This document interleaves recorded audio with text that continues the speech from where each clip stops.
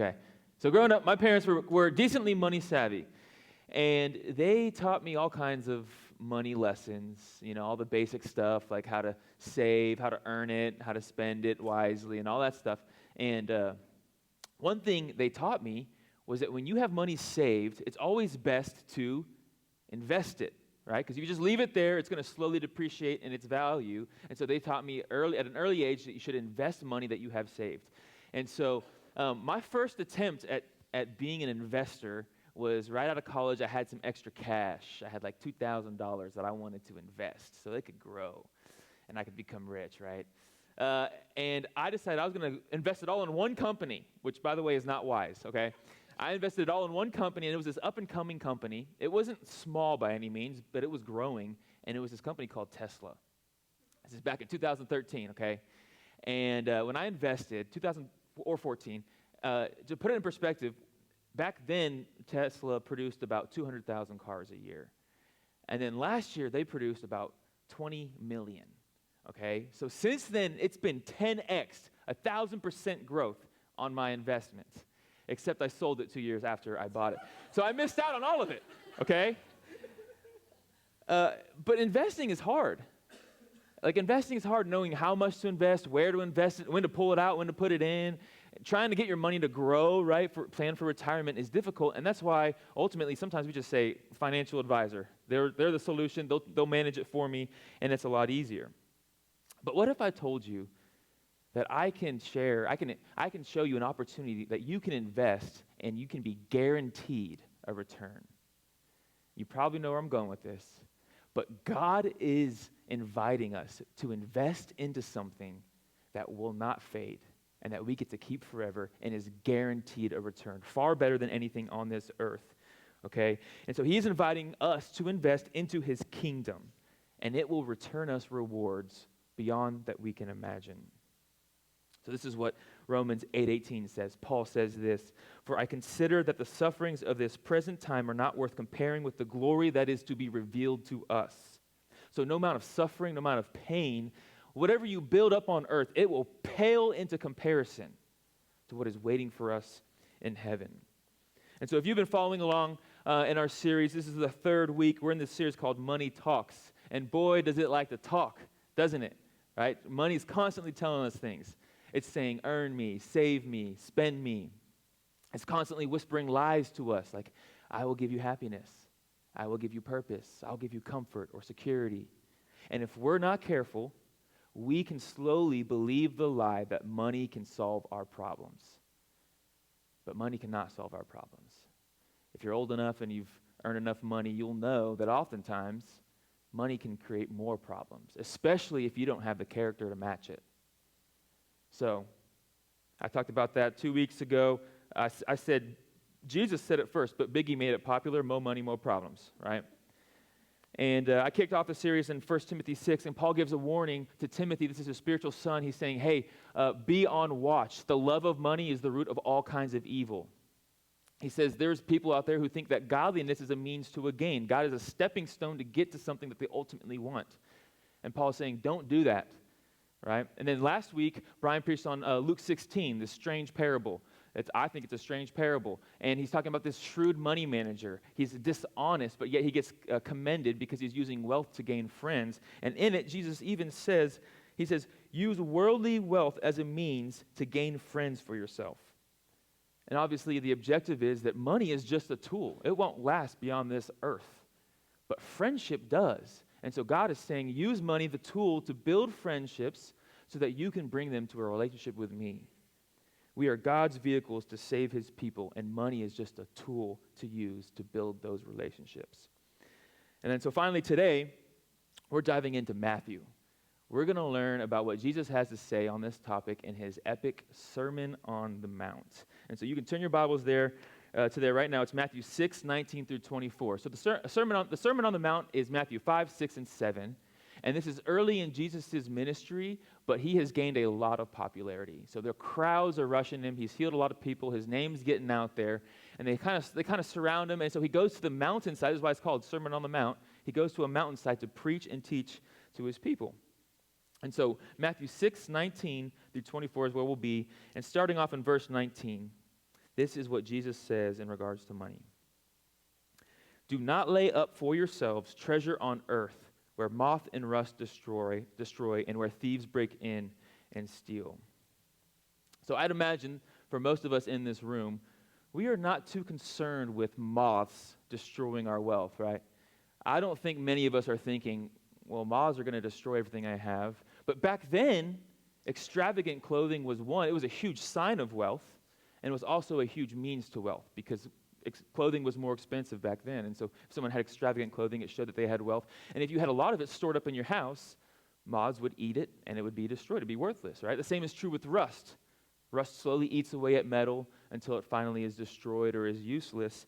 And of course, thieves were as prevalent back then, probably more so even back then as they are today. They'll steal anything worth value. But here's the point that Jesus is making. Everything you own will eventually perish. All of your possessions, all of your wealth is temporary, and none of it will withstand the test of time. It doesn't matter if you put your money in a bank, banks still fail. It doesn't matter if you put your money in a house. A natural disaster could flatten your house in a second. And even if those things do withstand the test of time to the end of your life, what then? Once your life is over, you cannot take it to heaven with you. And so how much time do we waste storing and gathering things that will eventually be worthless? As a kid, I used to go in the backyard and I'd collect rocks. No particular rock, just whatever looked cool to me. I'd go dig and spend an hour just collecting a pile of rocks, right?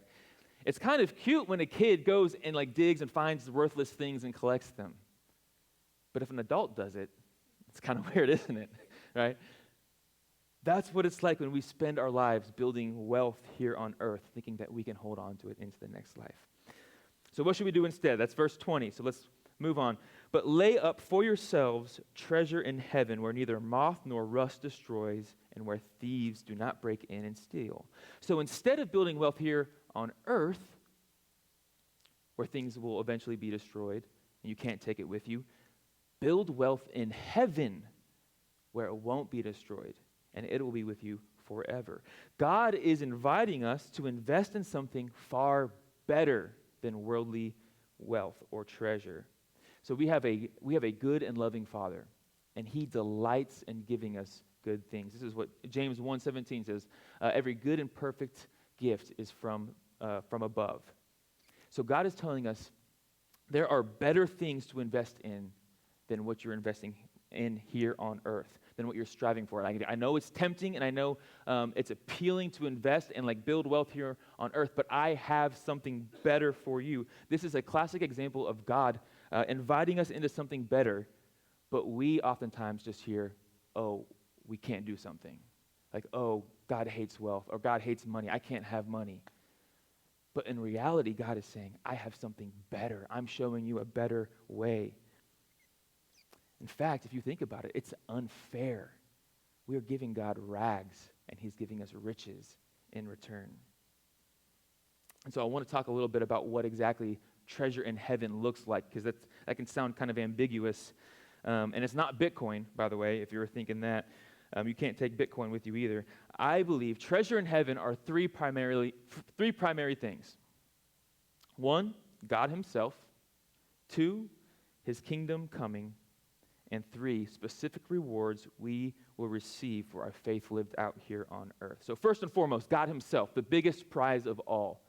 The creator and author of life, the one who created you, is our primary prize. He has loved you, He has blessed you, and He has kept you through this life on earth, and He is waiting to be united with us in heaven. If you don't love God, then you're going to have a hard time enjoying heaven. And if that doesn't sound appealing to you, that's okay, because you just don't know Him well enough yet. And if you don't, this is a great place to figure that out. This is a great place to grow your affections for God. Second thing we have to look forward to, treasure in heaven, we get to enter into His new kingdom coming. So many of you may believe that heaven is this idea that we're going to be in the clouds, floating around with white robes, playing the harp, and maybe we'll have wings, depending on how good we are or something.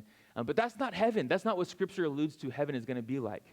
right? There will be a day at Jesus' second coming, this is when he comes to judge the living and the dead, and we're going to sit at the judgment seat of Christ, and he's going to create new heaven and new earth, and those are going to meet, right? And then God is going to create this beautiful place similar to this world, but better, more beautiful, without death, without decay, without sin, without evil, without weakness. And we're going to live in this very real place in perfect glorified bodies. We won't have weakness. We won't have sorrow. We won't have pain and sadness and depression. And we're going to live in this place in perfect unity with our Creator. He's going to create this perfect world for us, give us perfect bodies, and we're going to dwell with our Creator. This is what we have to look forward to for those of us who have put our faith in Jesus. 1 Peter 1:4 describes it as this: it's an inheritance that is imperishable, undefiled, unfading, and kept in heaven for you. So we are adopted sons and daughters of the living God. He has said, I have called you family. You are my sons and daughters. You are heirs to my kingdom. And it's all his. And he has invited us to share that with him. And of course, not because of anything that we've done, but all because of what he has done. So not only do we get to have God himself, the author of life, and a perfect kingdom that he has created for us and with us, Scripture also tells us that we'll have specific rewards in heaven for the things that we do here on earth, here and now. This is really interesting. If you've never heard this or considered this, 2 Corinthians 5:10 says, for we must all appear before the judgment seat of Christ, so that each one may receive what is due for what he has done in the body, whether good or evil. 1 Corinthians 3:13 through 14 says, the fire will test what sort of work each has done. If the work that anyone has built on the foundation survives, he will receive a reward.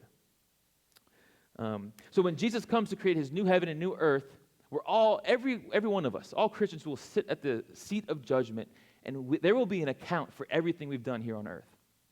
That might sound scary or that might sound exciting, but keep in mind, in this new place, there is no jealousy, there is no regret, there is no sorrow, and God is a perfectly just God. And so what we receive is exactly what is due, okay? So it should be an exciting thing, and the main point here being that we get to build for ourselves treasure in heaven through the faith lived out here on earth. Our actions and our decisions today have an impact on the eternal. And we don't know exactly what those rewards look like. We don't know what heaven is going to look like. But I can tell you this, he wouldn't call it treasure if it wasn't worth it. He wouldn't tell us to seek him and his treasure if it wasn't worth it. So one of my greatest accomplishments is becoming a PA. And not because of the flimsy certificate that I got when I finally graduated. No, it was all the blood, sweat, and tears that went into it. It's what it represented that mattered to me. All the long, sleepless nights in the library, the long, grueling tests that I barely passed, all of that hard work just to quit and go into ministry. So, just kidding. Being in ministry is the greatest honor ever. But the same is true for trophies. Trophies aren't valuable because of the material they're made of. It's the accomplishment that it represents that makes it so valuable. I have a feeling this is what heaven's going to feel like when we enter into heaven's gates. Like when we enter into heaven, we're going to be greeted with every single person that has had an impact on our spiritual lives. At the same time, we're going to be greeted with every single person that we've had an impact on their spiritual journey, and we'll get to celebrate with our God who created all of us in unity. Our heavenly experience, I believe, will mean so much more because of the faith that we live out here on earth. And we don't know exactly what heaven looks like or what those rewards are, but God wouldn't tell us that they're worth it if they really weren't. We did this thing a few nights ago, Secret Church. I couldn't help but put this in. It's this really long Bible study, at the same time exposing the reality of the persecuted church overseas, and specifically in North Korea. And God really put my heart to the test as I was preparing for this message, because they're also doing they're fundraising for the persecuted church in North Korea. And they're giving their goal and like what churches are doing and pastors are doing there. And I'm like, oh yeah, this is definitely what Sinno and I are going to want give to. And so I had a number in mind, and I lean over to Sindel and I say, hey, what do you think God's leading us to give? And her number was much larger than mine. And immediately I cringe. But it just reveals it is in our flesh to want to just hold on and feel like we have to protect what we have, when in reality God is saying, let go, I have something better for you. It's worth it. It's eternal. It's so easy to be distracted by what is here and now. But he wants us to think long term. So let's keep going. Verse 21, for where your treasure is, there your heart will be also.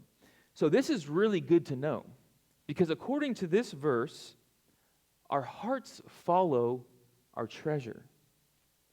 Meaning, what we actually care about and what we actually love is revealed to us in what we spend our time doing, talking about, and resources. So, if I spend all my free time surfing, I clearly love surfing. If I spend 60 plus hours at work every week, I clearly love work, or the money, or the success, whatever it is that's attached to it. So the important question to ask ourselves here is, what do we treasure? What do we treasure? That is revealed in where you spend your time, your money, your resources, what you talk about the most. To answer these questions should reveal where our hearts truly are, because it's one thing to say, I love surfing, but if I only go once every few months, when Tim finally forces me to go out there, I don't really love surfing. But if I go every week or multiple times a week, I have multiple boards, I know where all the best waves are, well, it doesn't matter what you say, it's pretty obvious you love surfing. Likewise, if I say I love God, how much time do I spend with him? How obedient am I to his words? How much do I use my money, my time, my efforts to honor him? I can't love God if I don't treasure him. And treasuring is the key. So the good news, though, is that if we feel like our hearts aren't fully there, we can decide today what to invest in order to treasure. Because, right, our hearts will follow what we treasure, and what we invest in is what we treasure. And so I can decide today I'm going to invest into godly things that I know have eternal value, eternal investments, praying, worshiping, reading his word, and being obedient to him. If I do that, my heart is slowly going to change and love those things. The more we invest in the things of God, the more we will love the things of God. The more we invest in him, the more we're going to love him. The more we invest in him, the more we love him, and the more we're going to enjoy heaven. Here's an example of how quickly our hearts can turn when we invest into something. Most of you probably don't care a whole lot about the company Tesla. But think for a moment right now, if I gave each and every one of you $100,000 of stock in a Tesla that you can't sell, how quickly would your heart all of a sudden care about Tesla, right? We care about the things we invest in. That is the power of investment. The more we invest in the things of God, the more we will love the things of God. Our hearts will follow what we treasure. And this is the thing. Our hearts are the most important thing about us. It is the most valuable thing that we have, and God cares more about our heart than anything else. This is what Proverbs 4:23 says: Guard your heart above all else, for it determines the course of your life. If the heart determines the course of our lives, and if our heart follows what we treasure, then how important are the places we invest? Y'all tracking with me? If our heart determines the course of our life, then what we treasure matters. And if what we treasure matters because it determines our heart, then what we invest in matter, because what we invest in, we also treasure. So this is what verse 22 through 23, continuing in the passage. The eye is the lamp of the body. So if your eye is healthy, your whole body will be full of light. But if your eye is bad, your whole body will be full of darkness. If then the light in you is darkness, then how great is that darkness? So if you have a bad eye, everything you see is bad. If you have a bad heart, your whole body is going to be bad. If we let greed and materialism creep in, right, it's like wearing glasses. We're looking through the lens. Now everything we see is through the lens of how can I gain, how can I store up, or how can I keep. And so here's the order, if you're following along. Where we invest matters, because where we invest is what we treasure. And what we treasure matters because that's where our heart will be. And if where our heart is, that will determine or ultimately define us. Guard your heart above all else, for it determines the course of your life. It's all connected. Invest in things that guard your heart, not tempt you. And I could go into passive learning. I guess I call it passive investment, right? When we scroll through Instagram or TikTok or just watch what's on the news or what we're listening to for music, it's passive. We're not intentionally thinking, okay, I need to study this and really learn and wrestle with it, but it's just on in the background. That informs our minds way more than we would imagine to believe. Those are making little impacts on our minds. And so if we really viewed our hearts were something to be protected, what we invest in matters and is more intentional than we think, then we won't let these things influence us. We will guard our hearts and invest and stay away from things that will tempt us. So let's keep going. Verse 24, last verse. No one can serve two masters, for he will either hate the one and love the other, or he will be devoted to one and despise the other. You cannot serve God and money. So God, he's not interested in sharing our affections for him with money. God is not interested in us sharing our affections of him with anything else.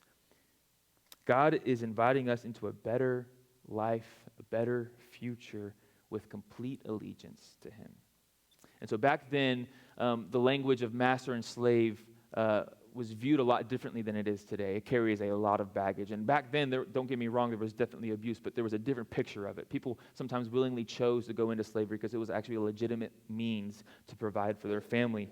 But this is the message. We cannot hide from the fact that God is asking us to completely submit to him. And really, the question is not a matter of if you're a slave to something. It is more the question of what are you a slave already to? It's not a matter of if we are. It is a matter of what is it that we are a slave to.